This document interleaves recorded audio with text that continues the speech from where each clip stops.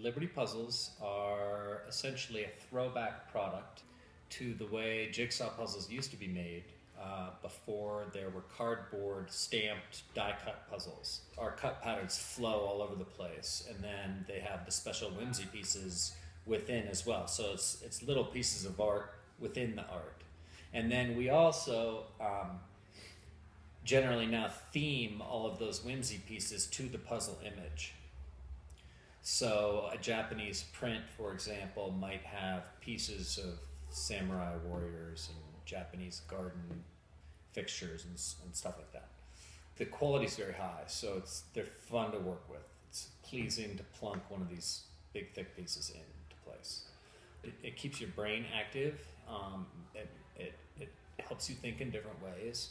My background is varied. I taught high school when I was right out of college, and then I went to graduate school at CU, at law school, and I got my MBA there as well.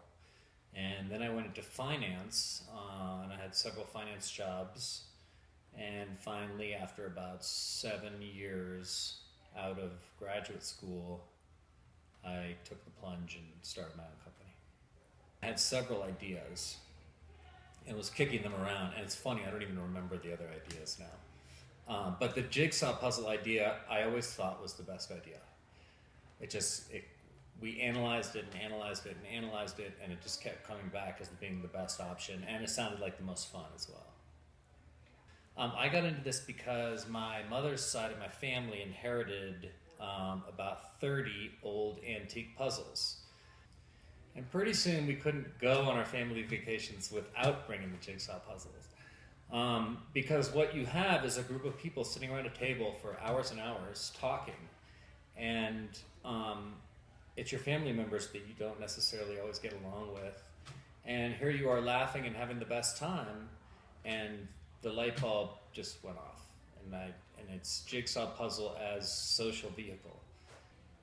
We didn't know what we were doing in 2005. We just started trying to make these things, and we tested like 100 kinds of plywood and all different kinds of adhesive and all different kinds of print and all kinds of cleaning ways of cleaning them because they get dirty when they get laser cut.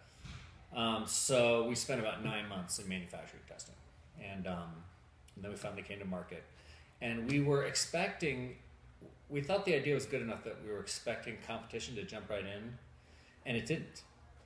So we had a couple-year head start, and then we started getting some copycats.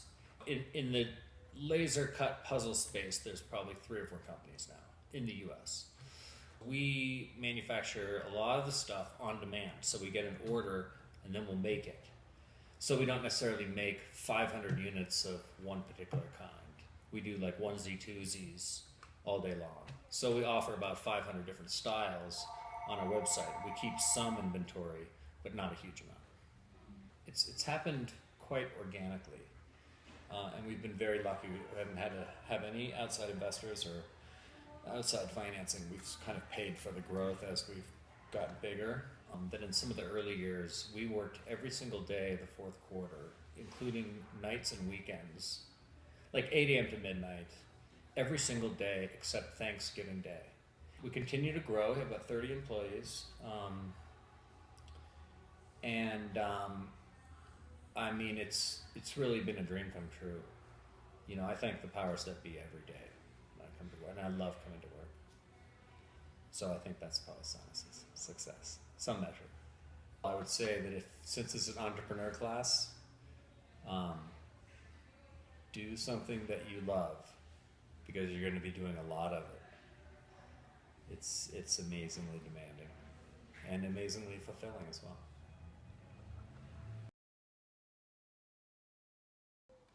I became interested in Liberty puzzles as a consumer. I first saw the puzzles in a store and thought they were just so cool and unique.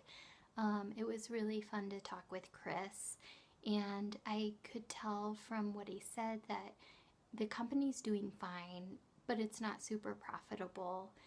And the key takeaway from our discussion was that as an entrepreneur, you need to find something that you have means for, but also something you truly enjoy, because it takes an enormous amount of dedication, and so you might as well have fun with doing your venture. And the other thing that I noticed walking through the facility where the puzzles are made is that the setting is super pleasant. It's bright and airy and it feels creative. There's a very nice vibe going on there. There's music going. There's even a keg and people are sipping pints of beer while they pull apart puzzles or do whatever it is their job is. It was a lot of fun.